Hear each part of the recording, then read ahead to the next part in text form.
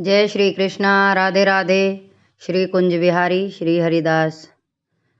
ये देखिए दोस्तों, आज हमारे कृष्ण की छवि के दर्शन कितने क्यूट लग रहे हैं तैयार होकर।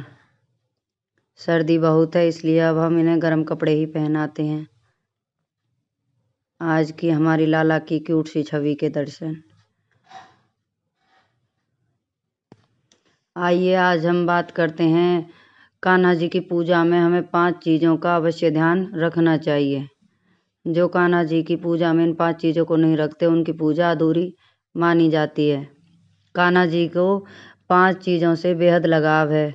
जो भी मनुष्य इन 5 चीज़ों को कान्हा जी की पूजा में रखकर पूजा करते हैं उनकी पूजा अवश्य सफल होती है और बाल गोपाल उनकी इच्छाएं पूरी करते हैं।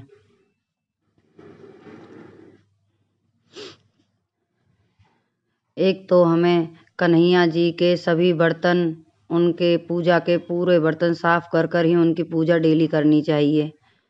कान्हा जी के सभी बर्तन, उनके नहलाने की थाल वगैरह सब कुछ हमें साफ कर कर ही उनकी पूजा करनी चाहिए और उन्हें नहलाने के लिए उनके बर्तन एकदम स्वच्छ होने चाहिए। श्री कृष्ण को इन 5 चीज़ों से बहुत ही लगाव होता है। जो मनुष्य भगवान को इन समक्ष रखकर इन 5 चीज़ों से उनकी सच्चे दिल से पूजा करता है, बाल गोपाल उनकी हमेशा इच्छाएं पूरी करते हैं। देखिए कान्हा जी के श्री विग्रह देखिए। वैसे तो कान्हा जी के श्री विग्रह बहुत ही सुंदर होते हैं, ये सभी मनुष्यों का मन मोह लेते हैं, लेकिन फिर भी हमें इनकी पूजा में कुछ खास चीज़ों का ध्यान अवश्य रखना चाहिए। श्री कृष्ण भगवान विष्णु के पूर्ण अवतार हैं।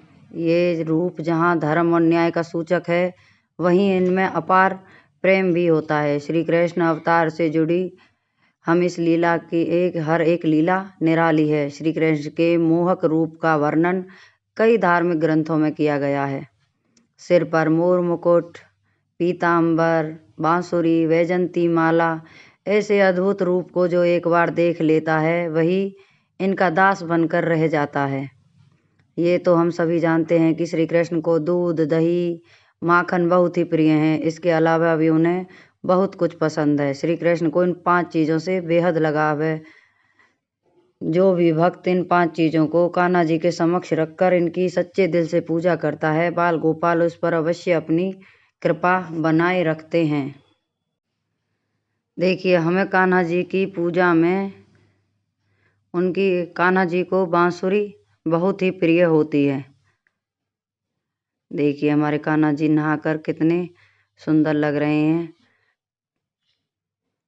आज हमने इन्हें धूप में बिठाकर स्नान कराया है।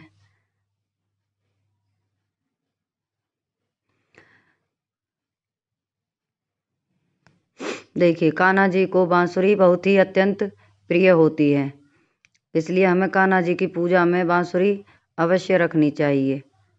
यह बांसुरी राधा जी ने श्री कृष्ण को अपने भाग्य से कहीं श्रेष्ठ बताकर दी थी, क्योंकि वो उनके अधरों को छूती हैं। श्री कृष्ण की बांसुरी की मीठी धुन सुनकर सारी गोपियाँ, बाल गोपाल, गायें, जीव जंतु थम से जाते हैं। बांसुरी सरलता और मिठास का प्रतीक है। श्री कृष्ण की मूर्ति सजाते समय हमें बांसुरी को अवश्य उनके पास रखना चाहिए।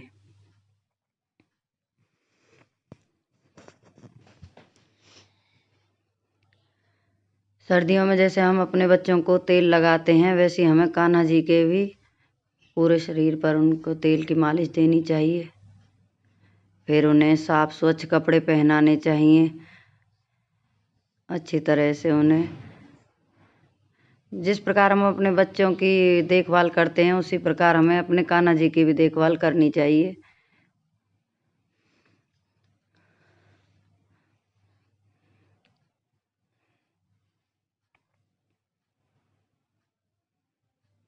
गंगा जल से अच्छे से उनके वस्त्रों को छिड़काव करके हमें पहनाना चाहिए, क्योंकि उससे वस्त्र डेली हम कान्हा जी के वस्त्र नहीं धुलते हैं ना, तो इन पर गंगा जल हमें छिड़क कर उन्हें पहनाने चाहिए।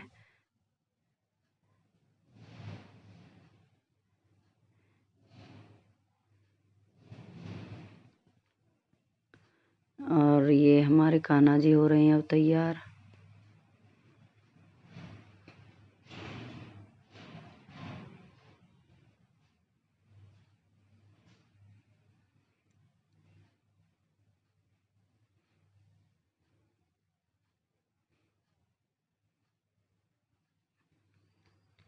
और ये पहन लिए हमारे कान्हा जी ने अपने कपड़े।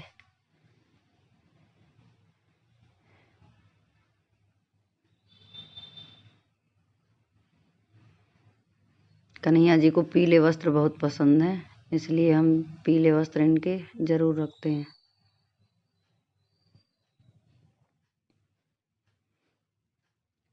चलिए आइए जानते हैं हमें कान्हा जी की पूजा में दूसरी चीज़ क्या रखनी चाहिए। हमें कान्हा जी की पूजा में उन्हें वस्त्र पहनाने के बाद उन्हें मोर पंख सिर पर जरूर लगाना चाहिए। भगवान श्री कृष्ण अपने मुकुट में मोर पंख धारण करते हैं। मोर पंख सम्मोहक और भव्यता का प्रतीक होता है। यह सभी दुखों को दूर कर जीवन में खुशहाली का सूचक होता है। कान्हा जी के मुकुट की सजावट मोर पंख के बिना अधूरी होती है, इसलिए हमें कान्हा जी की वस्त्रों के साथ साथ उनके मोर पंख का भी सिर पर ध्यान रखना चाहिए। मोर पंख के बिना उनकी पूजा अधूरी मानी जाती है।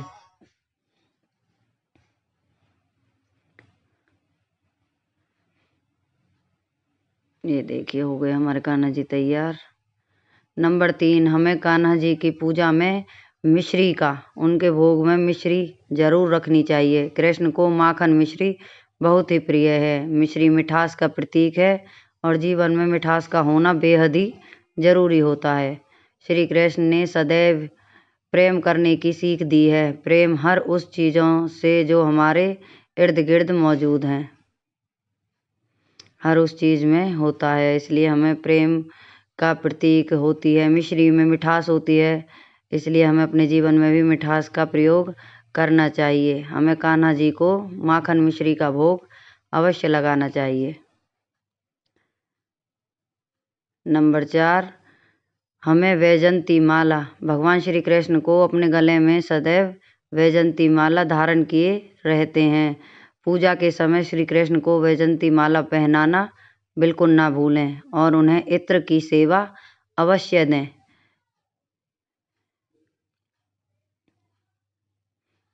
और नंबर 5, पीतांबर और चंदन का तिलक। हमें कान्हा जी को पीतांबर धारण किए करते थे। श्री कृष्ण सदा पीतांबर धारण किया करते थे। माथे पर चंदन का तिलक। भगवान की पूजा करने से पहले उन्हें चंदन अवश्य समर्पित करना चाहिए। उनके माथे पर तिलक लगाकर ही आप अपनी पूजा शुरू करें। जो भी मनुष्य इन 5 चीज़ों को कान्हा जी की पूजा में ध्यान रखकर उनकी पूजा करते हैं, उनकी सभी इच्छाएं पूरी होती हैं। बाल गोपाल कन्हैया उन पर हमेशा अपनी कृपा बनाए रखते हैं।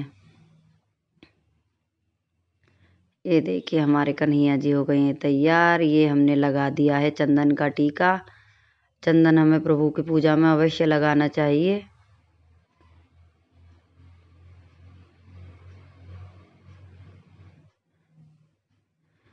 सबसे पहले हमें गणेश जी महाराज की पूजा भी करनी चाहिए, लेकिन उन्हें चंदन का टीका नहीं लगता। गणेश जी महाराज को लाल रंग रोली, लाल सिंदूर का ही टीका लगाएं।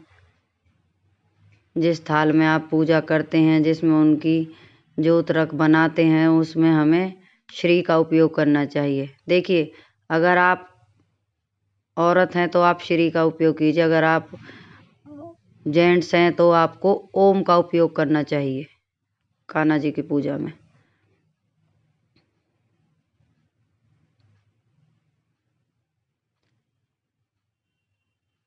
ये हो गई है हमारे कन्हैया जी की पूजा शुरू। हमने सभी तैयारियां पूरी अच्छी तरह से कर ली हैं।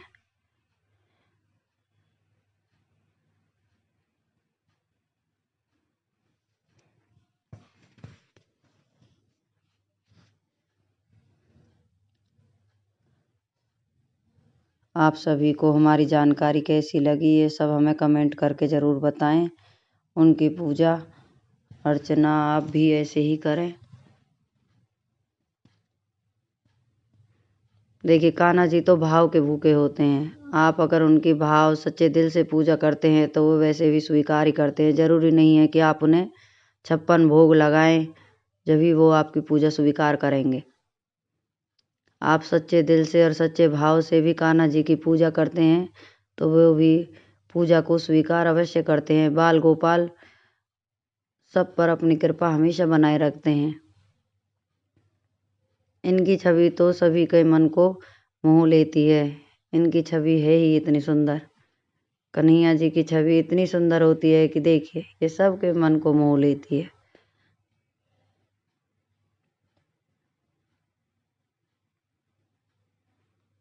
और अब हो गई हमारे कन्हैया जी की पूजा शुरू।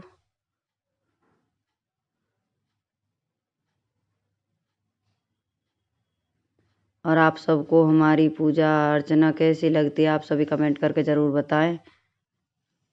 और हमारे कन्हैया जी की छवि के दर्शन कीजिए आप सभी। क्यूट सी छवि, स्माइल करते हुए कन्हैया जी हमेशा ऐसे ही स्माइल करते रहते हैं।